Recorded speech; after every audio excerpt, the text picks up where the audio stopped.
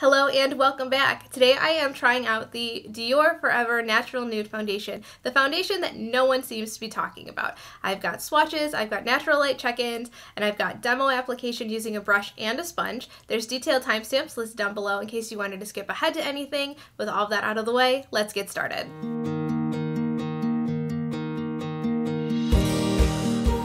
Hello, good morning, I'm here, you're here, the white cat mug is here. So that must mean we're doing a foundation review. Today I am using the Dior Forever Natural Nude Foundation. I have the shade 2N. I actually bought the wrong shade like a year ago when I bought the wrong concealer shade from the Dior website, and I can only use this shade when I've got a self-tan on, and I have a self-tan on. I did put a self-tan on because I now have enough wrong shade foundations that it made sense to put a tan on and talk about all of the foundations that don't match my regular fair skin tone. So I'm starting with the Dior Forever Natural Nude just because I'm the most excited about this one. That's not fair to say because that makes it sound like I'm not excited about the others. I am also excited about the others, but right now as I'm holding this one, I'm the most excited for this foundation. I have worn it. Spoiler alert, I have worn this a couple of times. I really like it. I do really like it. I much prefer this foundation over the Skin Glow foundation that I tried a couple of weeks ago that I really didn't like. I think this is everything I wanted that one to be, except not as luminous as I would have liked it to be. You'll see when I start applying it. But honestly, I never hear anyone talk about this foundation. I think it's because it's exclusively available on the Dior website. It's not available at Sephora or Nordstrom or any other retailers that I can find. So I think that's part of why no one's talking about it. But I'm really excited for it. It is $52 for 1 fluid ounce. The ounce size is pretty standard for a foundation, but I do think that's pretty expensive even as Dior foundations go. And there are 17 shades in this range. It's supposed to be 24-hour wear with a natural satin luminous finish, and it has some skincare benefits to it, which is great because who doesn't love additional skincare, I guess. My skin is feeling extra dry this morning, so I did go in with the Bobbi Brown Vitamin Enriched Face Base, but I already know how this foundation wears, and I don't feel like this moisturizer is going to affect how the foundation looks or wears or the longevity. I really just needed that extra hydration barrier.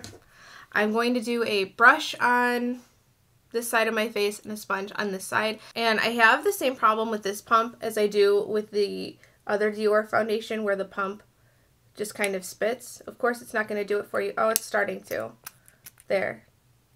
For a $52 foundation, I don't want a pump that spits, especially because there's still a ton of product in here. So it's not like it's fighting to lift up product because the bottle's empty. So here is a couple of pumps. Spread it out a little bit so you can get an idea for the color.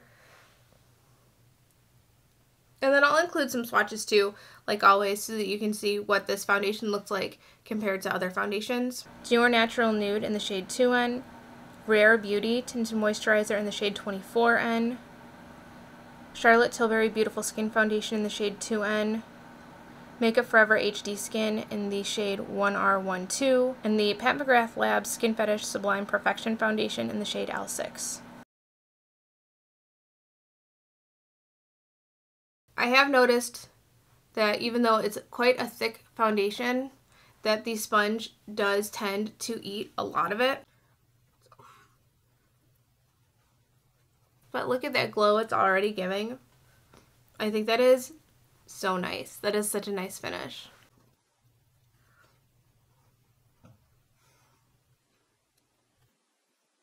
There is a little bit of a scent. It's not as apparent as some other foundations or even as other Dior products that I've tried. And I'm really trying to work off whatever I have on my sponge before I go and pick more up because I really want to use as little foundation as possible. And after I've got that initial light base layer applied, that's when I'll go in and start trying to build up a little bit more. But I do try to work in very small layers and only apply more foundation where I need it.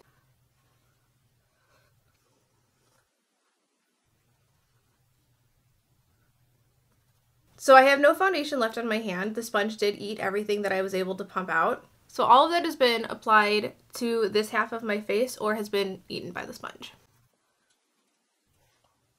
So here's what we're looking like so far versus no foundation.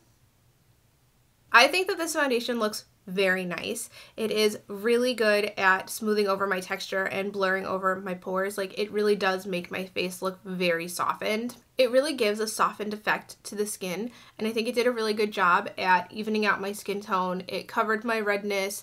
It did a pretty alright job at covering the worst of my breakouts. I would still go in and use concealer to cover that because the foundation itself is only light to medium coverage, so I'm not going to get much better coverage than that with this foundation. I'm going to use the brush on this side of my face. Today I'm using my Smith 115.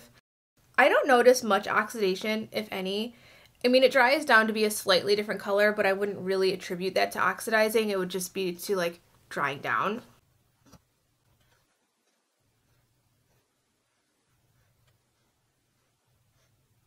Just going to smooth over that with the sponge to make sure there are no streaks and that everything is evenly distributed, and if there's excess product I can pick that up before it really sets in. Here's what we're looking like so far on the brush side versus the sponge side. I do think that I got more coverage on the brush side, but I think that part of it is because the brush applies so much more foundation and the sponge eats so much more foundation, so it took longer for the sponge to build up, but I actually feel like I like how it looks on the sponge side better. I do feel like it's looking a little bit heavier on the brush side, but the brush side still did a good job, but I think that I would still go in. It's hard to say that I would still go in with my sponge, because going in with my sponge, I would use this foundation so fast. So I think that continuing to use the foundation, I'll have to find a happy medium between how much the sponge eats and how much the brush uses, because I do feel like it's just looking a little bit heavier on this side. I am going to take whatever's left on the brush and build up in a couple of spots that I would like a little bit more coverage, and I am working that around my jawline and my ears, and to make everything look a little bit more cohesive, so bringing it down my neck a little bit. And here's how the base is looking so far. And here's the makeup all finished.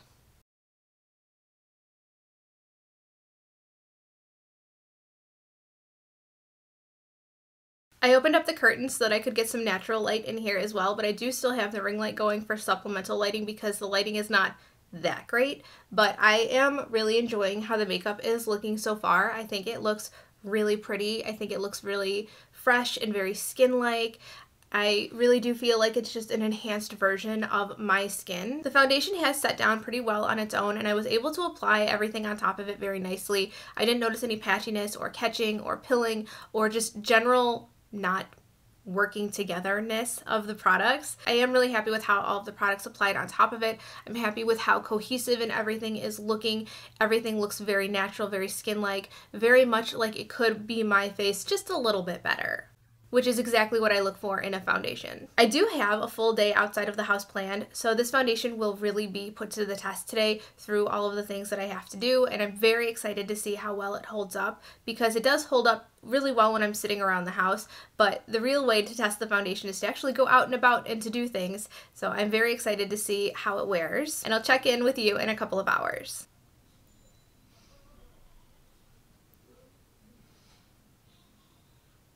My under eyes are looking especially bad, like horrendous. There is so much creasing and sinking into my fine lines. I don't know that I've ever seen my under eye look as bad as it does right now. That's not about the foundation, because I know that I use the Hourglass powder under there with the Makeup Forever self-setting concealer, but I've never had it look quite as bad as it does right now. As for the foundation, I am noticing a lot of gathering and a little bit of like texture right around the side of my lip, which is a little new. I don't typically notice problem areas right around there. But when I woke up this morning, I did feel extra dry, so that may just be an extra dry patch of skin right there, because I don't typically have an issue with foundation gathering in that particular area. There is some gathering around the sides of my nose. Other than that, I think everything is still looking pretty good. I don't have any major areas of note, but my pores still look good. My texture still looks pretty blurred over. Little bit of caking right around the sides of my nostrils, but coverage on my jawline and on my blemishes are still looking really nice and covered. No real discrepancies between what it looked like this morning and what it's looking like now, but I will see you at the end of the night for my final check-in, and we'll see how the foundation wore throughout the day. Here's how we're looking so far. Even though this isn't the fault of the foundation, you can see how bad that's looking underneath my eye. I thought the Hourglass powder was supposed to be a little bit more hydrating, not drying, but that did not go well for my skin today, let me tell you. Earlier I mentioned a dry patch over here, and I think that it is picking up a little bit on camera, but I don't typically get that kind of separation and clinging to this area around my mouth. So I don't know, that's a spot I'll have to keep an eye on in other foundations and see if that's changed. There is some wear off on my jawline. My blemishes are still mostly covered, but not as covered as they were earlier in the day, obviously. Everything still feels comfortable. It's very lightweight. I don't feel anything on my skin. It's looking a little bit heavy and a little bit more gathering around my nose, but it is 12 hours in, so I guess it's a little bit to be expected. Pores still look great. Texture still looks great. Overall, I would say it's wearing really nicely. I don't know that it would be 24-hour wear, but for 12 hours, I think it performed pretty well. I'm still happy with how it's looking, but I wouldn't say that this is the best it's ever worn, and I think that is a little bit interesting if the products that I've paired with it today just don't do well with it, or if my skin is just extra dry. But I'm going to continue playing around with different product combinations and see if I can fix any of the issues that I see. I'll give you an update in my foundation roundup video if I find any other pairings that really work with this or really don't work with it, as well as any more thoughts that I may have forgotten to include in this video. Let me know, what do you think about this foundation? Have you ever heard of it? And what do you think about it? Is this one that you'd be interested in picking up or trying out? Anyway, that is going to be it for me today. If you like the video, please give it a thumbs up. Don't forget to subscribe if you haven't already, and thank you so much for hanging out with me today. I will see you again very soon in my next video.